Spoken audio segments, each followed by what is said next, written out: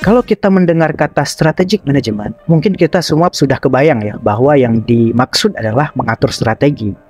Tapi apa sih pentingnya mengatur strategi? Nah, mungkin saya ingin menganalogikan mengatur strategi ini seperti kita saat naik arung jeram ya. Kita tahu itu kondisi kapal atau boat itu mudah oleng gitu ya. Dan kemudian kondisi sekitarnya juga cukup dinamis ya, berubah-ubah dan dihantam sana sini, dan kita nggak bisa prediksi bagi yang belum tahu lapangannya gitu ya. Makanya dibutuhkan sinergisitas gitu antara kita dengan tim kita, dan bagaimana cara mendayungnya, berapa kali ke kanan, berapa kali ke kiri, dan itu menentukan ritme dari boat itu dalam mengarungi sungai tersebut. Sehingga seberapa penting ya, kita bisa membayangkan bagaimana kalau kita tidak kompak, itu akan sangat mudah bagi boat untuk terbalik. Oleh karena itu, menyusun strategi itu ternyata sangat penting agar mempertahankan boat kita ini atau ide bisnis kita ini bisa bertahan gitu. Nah, kemudian muncul pertanyaan gitu ya. Kalau kita membuat sebuah bisnis, yang mana dulu yang harus kita utamakan? Apakah kita harus membuat produknya dulu, terutama resource internalnya dulu yang kita siapkan, atau faktor marketnya dulu? Kalau udah ada market, baru kita bikin produknya gitu ya. Yang mana yang lebih bagus? Kalau yang pro, yang market tentu akan mengatakan bahwa ya ngapain kita bikin produk kalau belum tentu butuh, belum tentu mau dibeli gitu ya. Jadi kita harus cari marketnya dulu. Sedangkan yang pro untuk membuat produknya dulu yang bagus, tentu akan bilang ya kalau nyari marketnya dulu ternyata mau beli, kita telat nantinya. Ataupun ada sebuah quote Henry Ford itu mengatakan bahwa kalau dulu ketika saya membuat mobil, saya bertanya ke market saya, apa yang kamu butuhkan? Mungkin orang-orang akan menjawab, saya butuh kuda yang lebih cepat gitu. Karena mereka nggak ada bayangan tentang mobil gitu. Tapi Henry Ford ini membuat mobilnya dulu ya, baru dengan juga mengadopsi apa yang dibutuhkan market. Disinilah yang disebut dengan integrated base. Oleh karena itu, kita harus mengevaluasi terus-menerus, mereview apa yang ada di market, di eksternal, dan apa yang ada di internal kita. Potensi keduanya kita gabungkan, maka itulah yang akan menjadi peluang yang besar. Nah, biasanya tuh yang disebut dengan strategi itu menjawab 5 pertanyaan dasar. Jadi kalau dikatakan strategi itu apa goalnya gitu, dimana kita menyebut kalau kita win gitu, kita menang dalam mengatur strategi ini. Kemudian yang kedua, di mana kita akan bermain gitu ya. Dan yang ketiga, gimana caranya kita menang. Kita udah tahu mengapa dan di mana kita akan bersaing gitu ya, kita akan bermain dalam strategi ini, gimana caranya kita bisa menang. Nah, itu harus dijawab oleh strategi. Kemudian apa yang kita punya, resource apa atau modal apa yang bisa kita punya, itu di what capabilities.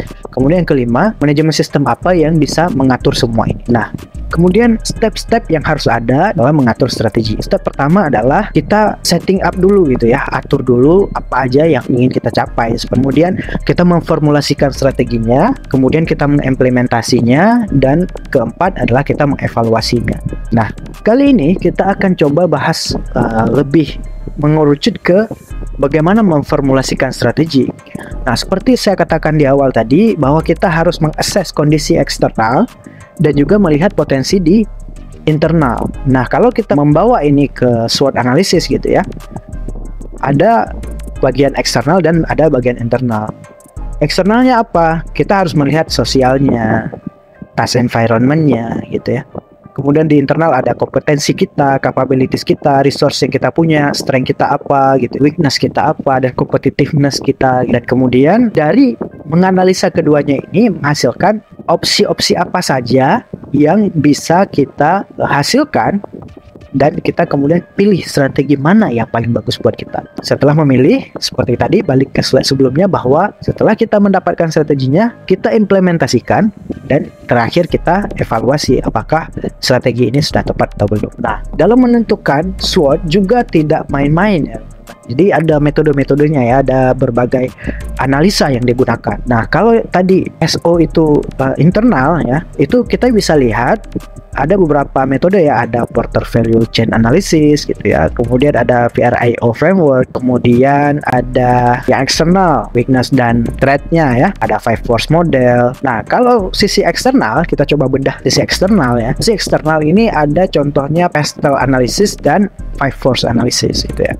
Pestal analysis artinya itu kita juga menganalisa terkait political, economic, social, teknologi, environment, dan legal. Sangat komprehensif gitu. Nggak hanya membayangkan kita gimana ya di luar gitu. Nggak. Jadi ada beberapa metode yang bisa digunakan. Nah, ini bisa membantu teman-teman untuk dalam membuat strategi gitu ya. Kemudian ada 5 force analysis gitu. Ada 5 gaya yang saling mendorong gitu ya. Yang pertama ada rivalry, kemudian threat of new entrants, ada enggak produk-produk baru yang kira-kira mengancam kita dalam tanda kutip gitu ya. Kemudian bargaining power of buyers gitu ya. Yang teman-teman bisa lihat di sini poin-poin detailnya apa aja yang harus diperhatikan gitu. Kemudian threat of substitute product, kira-kira ini mudah nggak ya produk ini digantikan oleh produk yang lain, dan bargaining power of suppliers dan seterusnya. Nah, sedangkan untuk internal kita bisa pakai salah satunya value chain analysis. Kita bisa menganalisa infrastrukturnya, apakah sudah bagus apa enggak, kemudian HR-nya, human resource, ada apa kelebihannya, apa kekurangannya, dan seterusnya. Kemudian teknologi development-nya, procurement-nya. Jadi semua hal dari value chain analysis di perusahaan kita itu kita assess. Nah, kalau kita melihat lagi, ini contoh penerapan dari value chain analysis tadi. Ada infrastructure, human resource ya. Nanti di sebelah kanan kita bisa tick gitu ya. Ini sebuah strength, weakness. Jadi indikator-indikatornya kita tetapkan dulu.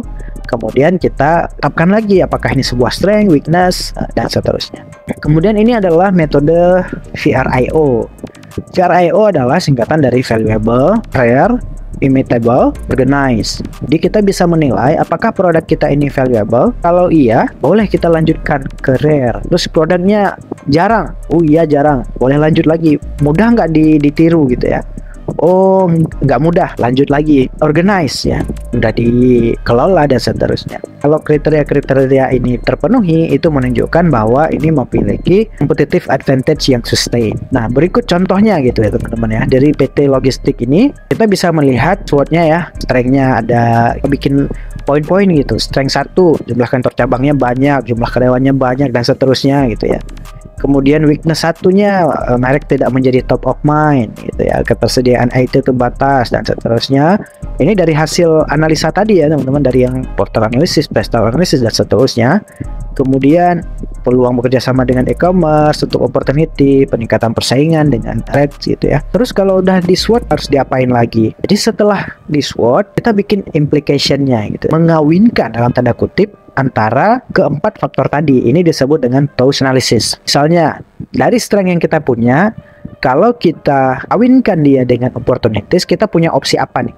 Misalnya yang tadi jumlah cabang yang banyak di strength kawinkan dengan O2 ya. Kita lihat opportunity 2-nya adalah peluang untuk menjadi integrated logistik. Berarti advancement-nya adalah membangun merek sebagai perusahaan logistik yang mempunyai jaringan kantor terluas gitu.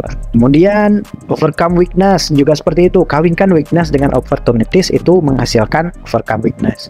Strength dikawinkan dengan threats itu menghasilkan gimana caranya kita bisa menghindari ini ancaman ini. Kemudian weakness dengan threats itu menghasilkan sebaiknya dihindari. Nah, biasanya teman-teman untuk kotak atas advancement dan overcome ini bersifat attack, di mana kita melakukan action, dan untuk dua kotak di bawah avoid threats dan avoid and overcome itu sifatnya defense. Jadi kita bertahan seperti itu.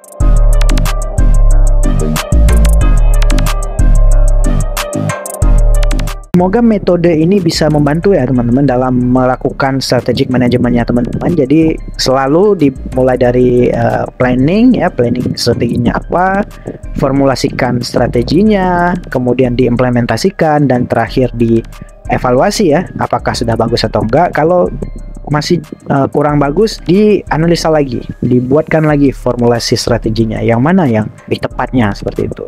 Dan cara memformulasikan strategi seperti yang kami jelaskan tadi, bahwa teman-teman bisa memulai dengan pestal analysis, 5 force model, kemudian internalnya teman-teman bisa pakai VRIO dan juga value chain analysis. Terakhir teman-teman bisa mengawinkan ya dengan tanda kutip untuk strategi memilih opsi-opsi terbaik untuk strategi yang teman-teman ambil.